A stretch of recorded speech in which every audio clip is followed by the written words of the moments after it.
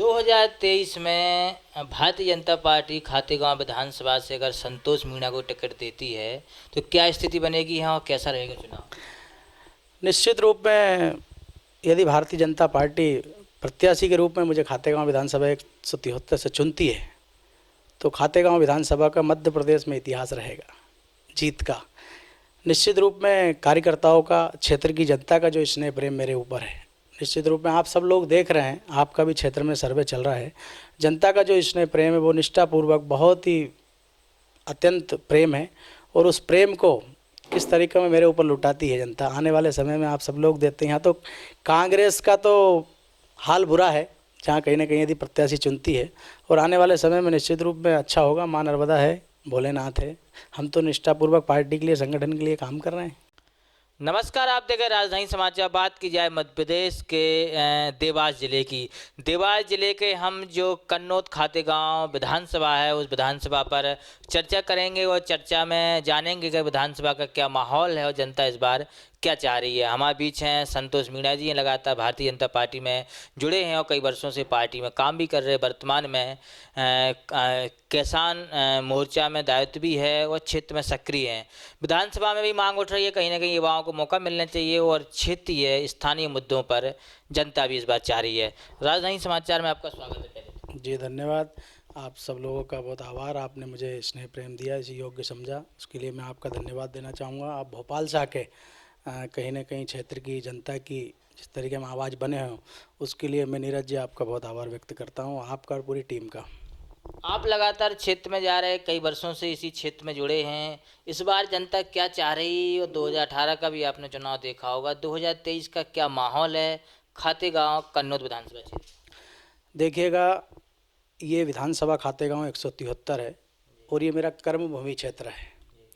मेरा जन्म ये कि मैं किसान का बेटा हूँ और मेरा जन्म एक गांव, छोटे से गांव पीपले नानकर में हुआ है और मेरा हर हमेशा भाव रहा है लोगों की सेवा करना।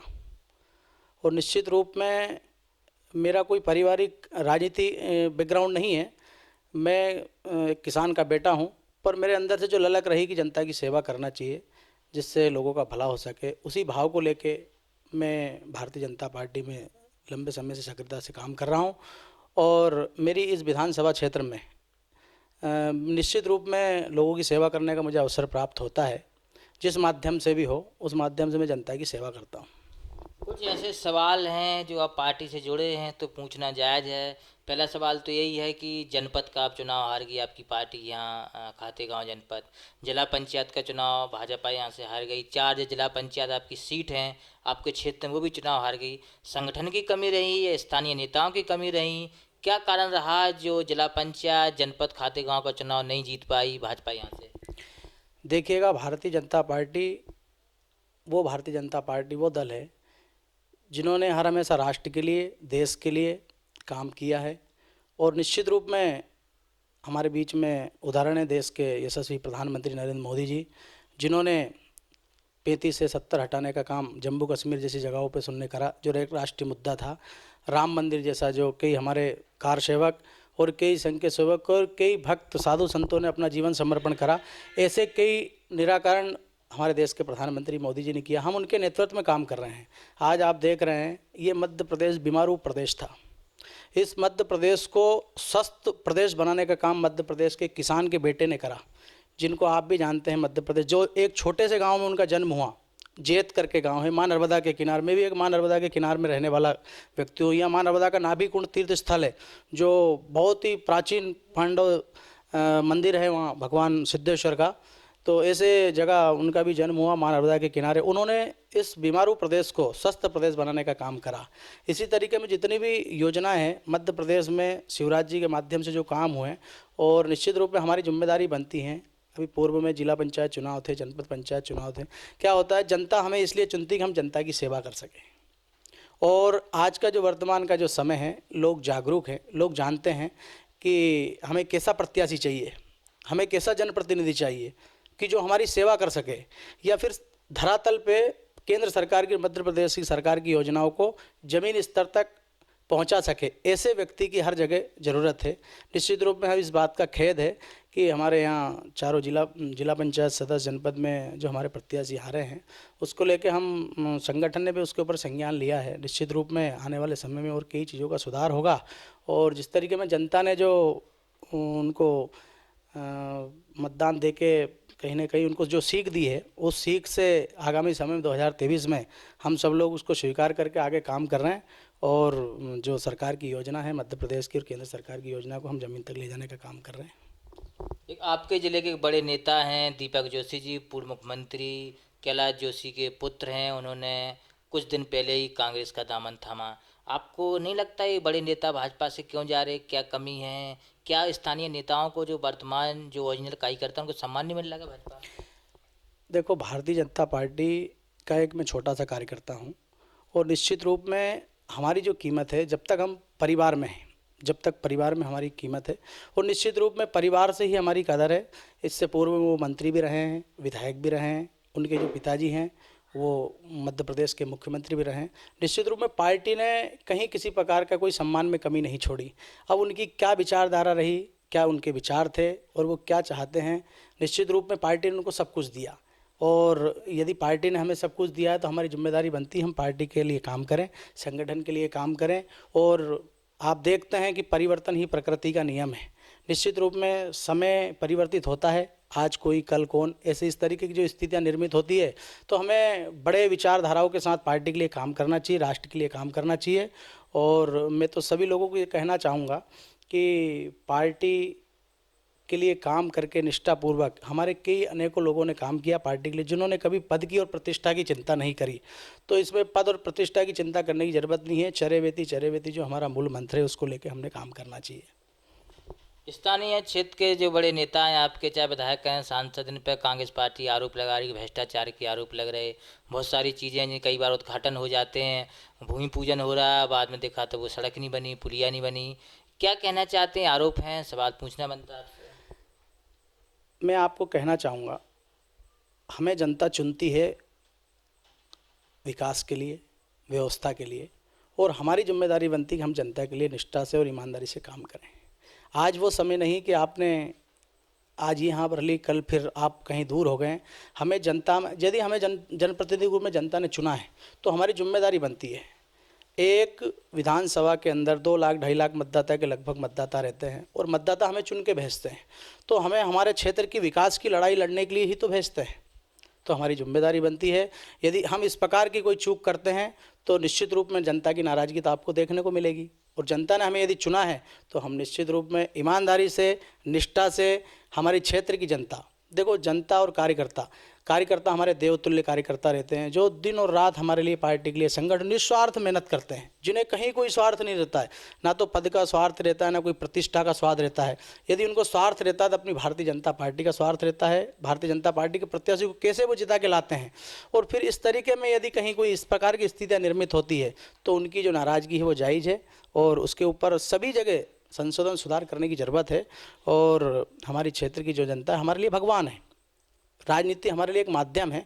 हमें सेवा करने का अवसर मिला, बहुत कम लोगों को सेवा करने का अवसर प्राप्त होता है, और यदि सेवा करने का अवसर हमारी जनता ने दिया है, हमारे क्षेत्र के लोगों ने दिया है, तो निष्ठापूर्वक, ईमानदारी से और ईमानदारी के साथ आप काम करोगे तो निश्चित रूप में आपके जनता का आशीर्वाद आपके ऊपर बना रहेगा। क्योंकि अब जनता जागरूक है, क्षेत्र में लोग जानते हैं सही और गलत का फैसला सब करना जानते हैं। इसलिए मेरा यही कहना है आपके माध्यम से कि हमें यदि पार्टी चुनती है, पार्टी हमें चुन के भेजती है, तो हम पूरी निष्ठा के साथ, पूरी ईमानदारी के साथ, और जब तक हमारे पास ईमानदारी नहीं है, जब तक हम जनता की सेवा नहीं कर सकते हैं। और यदि हमारे पास ईमानदारी है तो निश्चित रूप में हम हर व्यक्ति को संतुष्ट कर सकते हैं, हर व्यक्ति का काम कर सकते हैं, हर व्यक्ति का भला कर सकते हैं। हमारी विधानसभाओं के अंदर कई अनेकों छोटे छोटे कार्य रहते हैं। स्कूल का कार्य हुआ, आज आप देख रहे हैं एक स्कूल में 2 से 3 मास्टर रहते हैं, पूरा स्वास्थ्य विभाग रहता है, कृषि विभाग के कार्य रहते हैं। इन सब चीज़ों की क्षेत्रीय जनप्रतिनिधि की जिम्मेदारी बनती है कि वो क्षेत्र में हमारे क्षेत्र की जनता की चिंता करे। कोई भी जनप्रतिनिधि हुआ, आप जब अपने परिवार की चिंता करते हो कि मेरा परिवार, मेरा भाई, मेरा काका, मेरा दादा, मेरा दादी, जब आप बच्चों के घर के परिवार की चिंता करते हो, इसी तरीके में हमारी विधानसभा के जो लोग हैं वो हमारे परिवार के सदस्य हैं। आपको परिवार के रूप में, परिवार मानकर यदि जनसेवा आप करोगे तो निश्चित रूप में कहीं कोई बुराई नहीं आएगी। और आप खूब काम करो, जनता का आशीर्वाद आपके साथ बना रहे। पर आप जब जनता का भला कर सकते हो जब स्वयं ईमानदार हो।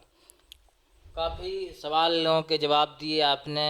विधानसभा के जो नेताओं पे आरोप लग रहे थे उनके लिए आप हो जाए बात हो जाए अपनी खातेगांव कन्नौज विधानसभा पे। देखा जाए क्षेत्र में आप जा रहे, लगातार क्षेत्र में काम भी कर रहे, बहुत सारे युवा हैं, ग्रामीण क्षेत्र के किसान हैं जो चाहते हैं कि इस बार किसी युवा को टिकट मिलना चाहिए खातेगांव से भाजपा से। मेरा लक्ष्य रहा है, आज जिस जगह हम रहते हैं ये हमारी विधानसभा खातेगांव 173 है और ये मां नर्मदा के किनार पे बसी हुई विधानसभा है और यहाँ अधिकतर 90% किसानों का क्षेत्र है ये पूरा। अब किसानों की जो मांग है, हम चाहते हैं किसानों को पानी मिले। यदि किसान खुशहाल है, किसान को पानी मिलेगा तो निश्चित रूप में किसान हमारे साथ मजबूती से खड़ा है। हम हमेशा, मेरा सिद्धांत रहा है क्षेत्र में रेगुलर लंबे समय से, हम सुखी सुख में पहुँचे एक विषय अलग होता है, पर दुख में पहुंचना हमारा बहुत अनिवार्य है। इससे पूर्व में हमारे क्षेत्र में मां नर्मदा के उसमें बाढ़ वाला जो आया था, उसी में मैंने बाढ़ क्षेत्र में भी बहुत पीपलनीरा से राजौर तक खूब मदद और मेहनत करी। आज भी मैं क्षेत्र के अंदर दुख में सुख में निश्चित रूप में उनमें एक एक परिवार में पहुंचता हूं, एक एक परिवार में, पूरी विधानसभा में मेरा सतत भ्रमण चला रहता है। और कहीं ये नहीं कि कोई राजनीति का स्वार्थ है, राजनीति आने जाने वाली व्यवस्था है, पद प्रतिष्ठा आने जाने वाली व्यवस्था है, पर आपका व्यक्तित्व, आपकी विचारधारा और आपका सत्यता यदि आपके पास है, वो अटल अजर अमर है, उसे कोई छुड़ा नहीं सकता है। इसलिए मेरा यही आप लोगों से चैनल के माध्यम से कहना चाहूँगा कि यदि हमें जनता सम्मान देती है और आशीर्वाद देती है तो निश्चित रूप में हम निष्ठापूर्वक ईमानदारी से क्षेत्र में काम करें और क्षेत्र में यदि काम करेंगे तो जनता का आशीर्वाद तो हमें मिलता ही रहेगा। और जनता का आशीर्वाद खूब है मेरे ऊपर, पूरी विधानसभा क्षेत्र में बच्चा जो है खूब स्नेह प्रेम करता है और वो स्नेह, मैं तो यही चाहता हूँ मां नर्मदा से कि वो उनका स्नेह प्रेम मेरे ऊपर सदैव बना रहे। देखा जाए तो कन्नौज जो खातेगांव विधानसभा है, इसमें ज़्यादातर ओबीसी बाहुल वाली सीट मानी जाती है। ओबीसी वर्ग के लोग भी चाहते हैं कि कहीं ना कहीं भाजपा उनको भी टिकट दे। गुजर समाज का भी बाहुल वाला क्षेत्र है। देखा जाए तो मीणा समाज के भी लोग रहते हैं आपकी समाज के। पार्टी क्या इन पर विचार करेगी क्या 2023 में इस बार?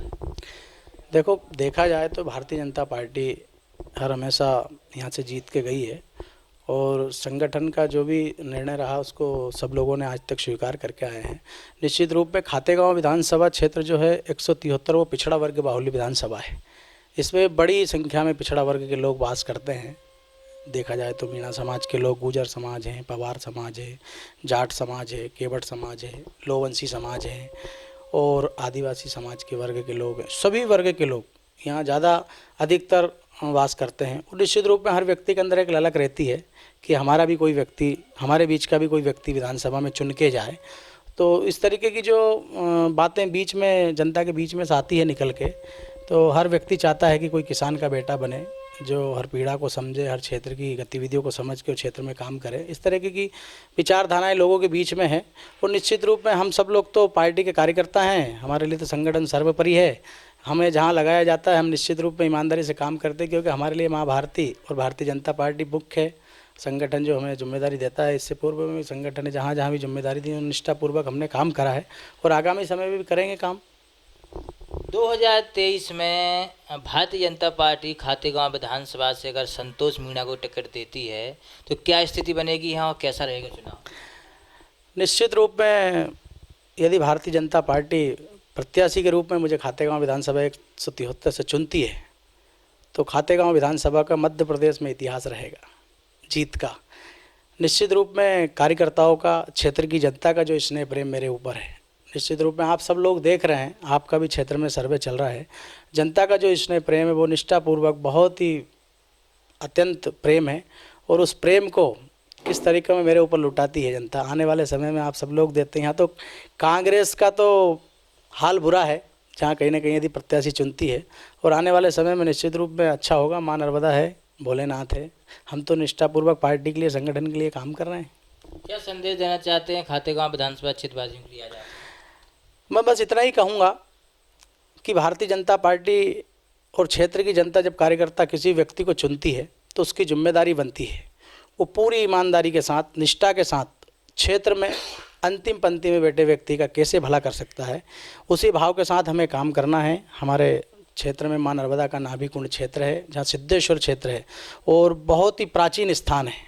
तो मेरे मन में हर हमेशा ये ललक रही कि निश्चित रूप में माँ का एक अच्छा भव्य दरबार बने और सिद्धेश्वर भोलेनाथ का जीर्णोद्धार हो, नाभि कुंड का जीर्णोद्धार हो के एक ऐतिहासिक स्थल बने, जो दुनिया के लोग वहाँ जब आते हैं, लाखों लोग अमावस्या के महापर्व पर, और कई जगह रहता है मामला इसी को लेकर। दूसरा है कि हमारे यहाँ हर हमेशा देखते हैं हमारे लिए गौ माता पूज्यनीय रही है, और माँ नर्मदा की यदि कृपा रही, निश्चित रूप से हम काम तो कर ही रहे हैं, पर मेरे मन में जो ललक है कि गौ माता के लिए हमें ईमानदारी से काम करना चाहिए। हमारी विधानसभा में एक भी गौ हमें रोड पे नहीं मिलना चाहिए, ये हमारी रही। दूसरा है कि हमारे क्षेत्र के कई अनेकों लोग जो है बेरोजगार होकर पलायन करके इंदौर भोपाल जाते हैं, उनको किस तरीके हम रोजगार दिलवा सके, उस मांग के लिए हमें लड़ाई लड़ना है।